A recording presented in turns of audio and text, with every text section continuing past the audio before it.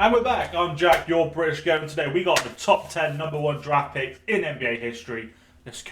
Winning the draft lottery is a franchise-defining moment. 76 a shout out. I was going to say LeBron James is going to be there, surely. Player. 65% of all players drafted first overall became All-Stars. 38% made at least one All-NBA team, and 18% became MVPs. There have been a total of 77 NBA drafts, and consequently, 77 first overall picks. But these are the top 10 best number one picks. I'm trying to think of my very limited knowledge of basketball, who's going to be there. I've got to obviously say LeBron. Michael Jordan wasn't even a first pick, was he? LeBron. And LeBron.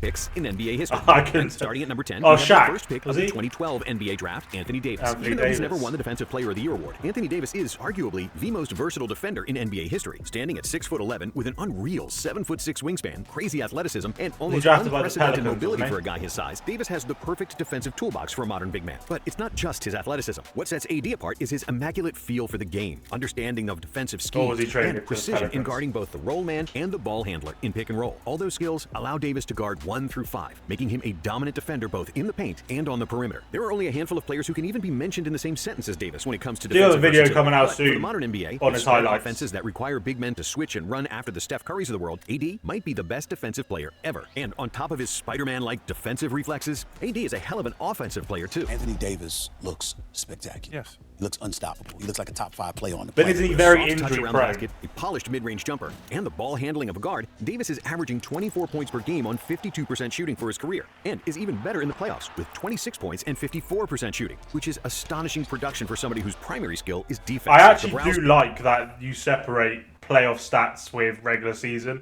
because I feel like if you're in the playoffs, you are going to turn it up a little bit more, so your flat stats could be inflated a little bit. I do like how it is. I don't know if you combine it at the end or not, but I do spent like the first how part of it's his career in New split. Orleans with insufficient talent around him. This But is going when a bit he got too to LA, fast, isn't he it? was arguably the best player on a team that won the 2020 NBA title. Due to his quiet demeanor, injuries, and the fact that he joined the biggest superstar in the NBA to win a ring, he often gets forgotten when there's a discussion about the best players in the NBA. But don't get it twisted. Anthony Davis is an absolute monster and is the second best number one pick of this millennium. Being forgotten isn't an issue for the number 9 player on this list, Second because best. even today, I more guess than a Curry, decade was he after his retirement, first pick? he's more popular than the majority of current NBA players. We're talking about the first pick of the best draft class of all time, the man they called the answer, Allen Iverson. Allen At 6 Iverson. feet and 155 pounds, AI was the shortest and lightest number one pick ever. And despite some absolute legends being drafted in 1996, Philadelphia can't be mad for picking him first overall. Sure, he was a below-average defender and inefficient scorer, but the passion AI played with made him one of the most transcendent players of all time. Doesn't Iverson that changed kinda how the point guard contradict? position was played, reverting from the pass-first mold of Magic Johnson, John Stockton, and Jason Kidd, and blazing a new way for shoot-first, ask-questions-later guards that came after him. But the you biggest just said he impact was a AI shit had was on the shot. culture. Before Iverson, nobody had tattoos, nobody was wearing hip-hop style clothes to games, and nobody was so unapologetically himself like the answer. Iverson's MVP season and leading like the that. Sixers to the 2001 finals was legendary. And even though he never won the title, he was the people's champion, winning the hearts of fans worldwide. With 4 scoring titles, 3-time steals leader, and 11 All-Star appearances, Iverson Wow. was the fastest and deadliest Okay. point guard of his era. Defenders had fear in their hearts when they needed to guard him. Allen Iverson, he was really, really tough. And there was a game where he dropped 44 on me in Philadelphia. Because Right, well, they why have didn't you want to just get said he was a embarrassed by his shit deadly scorer crossover? at the Kobe start? gave Iverson the biggest compliment. We're fortunate that Allen Iverson isn't 6'5", because even at 6 foot, AI's 26.6 points per game ranks in the top 10 all time. Now, before we get to the 8th best number one pick, we're going to name some players who didn't make the cut, but definitely deserve to be mentioned. And we'll start with a player who often gets compared to Iverson, Kyrie Irving. Sorry, Irving. Wanna Oh, build the fuck bet you want off. in seconds? You're on. With Bet Builder Rackers combined bet. The first pick of the 2011 draft is probably a better overall player than Iverson. With an ambidextrous handle, the ability to jump off both feet, and a deep bag of spins, fakes, and crossovers, Kyrie is the best ball handler of all time. Irving is a much better shooter and more efficient scorer than AI. Kyrie also Right. has an NBA Let me down in the comments, because he's literally said Allen Iverson was a shit shot, basically. Didn't he? He said he was shit at defending and shit at shooting. And then the whole through there, he said how amazing he was at offense. So, hey, let me know, because That was NBA confusing. championship to his name after hitting one of the biggest shots in NBA Finals history. But due to AI's cultural impact, he has now to when rank LeBron above was at Kyrie, Cleveland. even though it's very close. Other notable number one picks who deserve a mention are Elgin Baylor, Elvin Hayes, Phil Walton, Again, and how Patrick can you Ewing, say who are all Irving is first ballot above Hall of Famers. But Iverson none and of not them the were quite list? as good as the number 8 player on this list, who did something that seems unimaginable for most people. After he got selected with the first pick in the 1987 draft, he decided to pass on the NBA and millions of dollars in order to serve in the Navy. Of course, we're talking about the Admiral, David Robinson, a 7'1" center who could run the floor like a There must gazelle have been a and reason. looked like he was competing in Mr. Olympia. In the first 7 years of his career, Robinson led the league in rebounding, blocks, and scoring, averaging 25 points, 12 rebounds, 3 assists, 1.7 steals, and 3.6 blocks per game. In that 7-year span, Robinson won Rookie of the Year, Defensive Player of the Year, and MVP, while making an All-Defensive and All-NBA team in each season. In the next 7 years, injuries slowed him down and his numbers decreased, but the Admiral still averaged 21 points, 10 rebounds, and 3 blocks for his career. Is this just a really shit video? They said he passed on playing in the NBA to join the Navy, but suddenly he just had a 14-year career. Either I'm not listening properly, or this guy's a fucking idiot. Most importantly, he won 2 NBA championships with the Spurs in '99 It's and probably me 2003. not listening. And at number 7, we have another player who loved to stuff the stat sheet. In fact, he was known as Mr. Triple-Double before triple-doubles were even really a thing. Oscar Robertson was selected first overall in the 1960 NBA draft, and in his first 6 seasons, Royals, he that's the averaged Sacramento 30.4 Kings points, King 10 now, rebounds, isn't it? and 10.7 assists. Big O was the LeBron James of the 60s, standing at 6'5" and 210 pounds with excellent handles and shooting ability. The opposing guards were no match for Robertson, who bullied them with a combination of size and speed that was unprecedented at the time. With 1 scoring title and 6 times leading the NBA in assists, Oscar was the first player to lead the league in both categories and is still one of only 7 players ever with that accomplishment. In That's 1971, Big O teamed up with Kareem to win an NBA championship with the Bucks, and he retired as a 12-time All-Star and the all-time leader in assists. But at number 6, we have a player who is still the all-time leader in a statistical category, and that's blocks. He was the first pick we know of the we love blocks 1984 here. draft, taken 2 spots ahead of Michael Jordan. But unlike Portland, who can never forgive themselves for picking Sam Bowie, the Houston Rockets made the right choice for drafting Hakeem Olajuwon. Hakeem first started playing basketball at 17, but due to his soccer background, he had unbelievable coordination and footwork for a center. And I because can he started see playing so why. late, he wasn't thinking like the prototypical center. Hakeem always wanted to play like a guard, and that's what he became, a guard in a center's body. No other center of his era moved like Olajuwon. Changed the game very almost. unpredictable on the block. You thought he was going right, he would go left. Nobody had the feints, the spins, and of course, nobody could shake like the Dream. The Dream Shake was one of the most unstoppable moves of all time, and that's why Hakeem was one of the best post players ever. On top of 2 Defensive Player of the Year awards and being an all-time blocks leader, Hakeem is also one of the top 10 all-time for steals, and the only big man in the top 10. With nearly 27,000 career points, Hakeem is 13th on the all-time scoring list. And it's hard to say whether Hakeem was better offensively or defensively, as Dream was one of the rare players that was simultaneously among the best offensive and defensive. Is there any players out there that's like him now? Like, is there? Because that's someone I'd want to check out. We know I love defense. Olajuwon won 2 NBA championships, and his second title game came against the most dominant player ever, who's also the number 5 on our list. Shaq. Shaquille O'Neal, as dominant and confident as he is, will be the first to tell you that he wasn't the best player in college. However, despite the defensive greatness of Alonzo Mourning and the 2 NCAA titles of Christian Leitner, only a blind man would select those 2 in front of the specimen that was Shaq. The Big Diesel was the first pick of the 1992 NBA draft, and in the next 14 seasons, he averaged 26 points, 12 rebounds, 3 assists, and 2.5 We have a video of blocks, Shaq leading coming the out NBA soon in as field well. goal percentage 9 times. There was no stopping the Shaq attack. This is the dude, though, that you really admire. And I was very wrong respect about how I thought he was as a player. Dominant on both ends of the court. I used to brag to my friends. I thought he lot was a and joke. say, you know, like after we played the Lakers, you know, I get to the crib and be like, yo, you seen how I laid Shaq, didn't you? The morning people.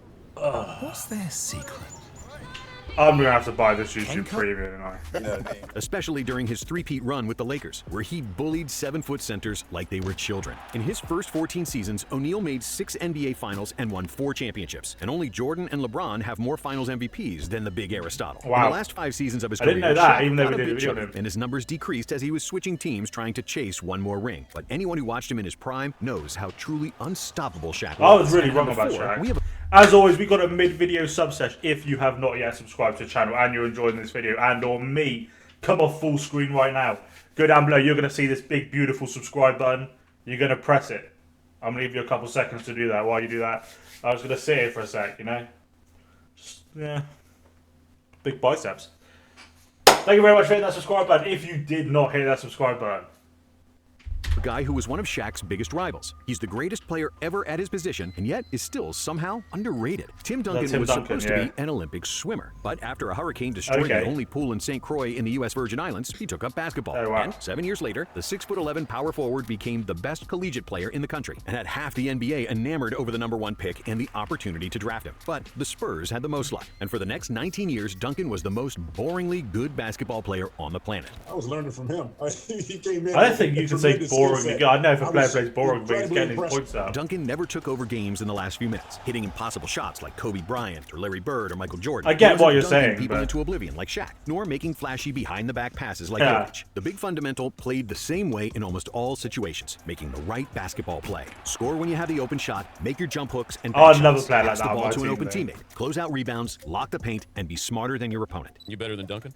No, Tim Duncan's the greatest power forward ever. Timmy quietly dominated the league for years, without controversy, without crazy trash talk, with deadpan short answers to the media, and the worst fashion sense in NBA history. But when he retired, he left with 5 championships, 3 finals MVPs, and 2 regular season MVPs. Duncan is the all-time leader in all defensive selections with 15, while nobody else has more than 12. Timmy also made 15 All-NBA teams, trailing only LeBron James. He's in the top 6 players of all time in blocks and rebounds, and has won 1,001 regular season games, which is the 3rd best mark ever. Duncan's whole career was so good and so consistent that his elite play just became normalized amongst fans, and that's why he's one of the most underrated. If you won every single game for 10 years, that's only 810, 820. I can't remember if it's 81 or 82 games a year, of like a regular season.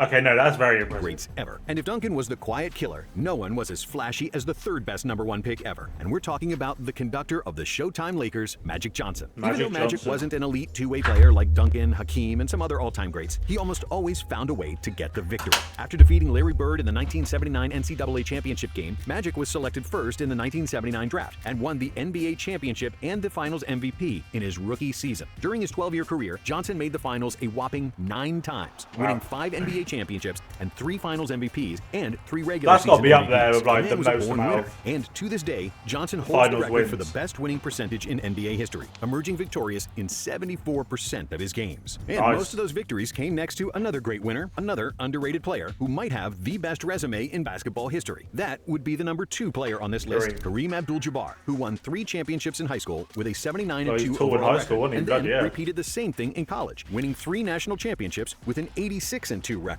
The man lost just 4 times in 169 games, after which he got drafted first overall in the NBA and the ABA in 1969, along with a $1 million offer to join the Harlem Globetrotters. But Kareem chose the NBA and the Milwaukee Bucks. For me to go to Milwaukee was really a step away from everything that I knew. Where in 6 years, he averaged 30 points, 15 rebounds, 4 assists, and 4 blocks per game, with 2 finals appearances and 1 NBA title. And then, in 1976, Jabbar went to LA, where he won 4 more titles and 3 more MVPs, pushing his MVP total to 6, which is the NBA record. Kareem finished top 5 in MVP voting in 15 out of his 20 NBA seasons. Do we think, though, things like this would ever be broken now? Or is it just almost so unpredictable of who is going to do a good regular season, then a playoff push? Do you know what I mean? Like, is it going to be like now 6 MVP finals, like you just said, is probably never going to be broken? All-NBA nods and 11 all-defensive selections. Jabbar was the best player in the NBA for a whole decade. His skyhook is arguably the greatest offensive weapon in league history, and his trophy cabinet has to be the biggest of all players that ever played basketball. But Kareem is not the #1 player on this list, simply because the player above him is not human. That's the only explanation for how LeBron James is still so good nearing his 40th birthday after 22 NBA seasons. I feel real good on how I'm playing the game. Not only physically, but more importantly, just like mentally. It's very rare that a player is big, strong, fast, and is able to jump out of the gym. You can hate him, but you can't can't have a photographic memory with a supercomputer brain for basketball. Say he's not a good player. And when you add in his maniacal work ethic into the mix, you get the most complete basketball player of all time. 20 years after he became the first pick in the 2003 NBA draft, LeBron became the NBA's all-time leading scorer, breaking Kareem's record. I feel like I can make plays. I can make plays to help us win. I feel like I'm still a threat out on the floor. and still able to. I saw a do thing things like earlier doing saying 10 that years ago. there's a Since high there's chance no he's going sign to that go he'll to the stop playing Knicks. soon, LeBron will likely go well past the 40,000-point mark and put his record out of reach for eternity. The King is also top 5 all-time in assists, the all-time playoff leader in scoring, has the most playoff wins, most All-NBA selections, and most All-NBA first-team selections, just to name a few of his records. And though he probably won't catch Jordan in terms of championships, LeBron has somehow exceeded the enormous expectations he had entering the league. And that's Depends. why I he's think the best #1 pick of all time. I guess if Thanks they for got watching. And if you like this video, cap space, but surely any team, no matter who it is,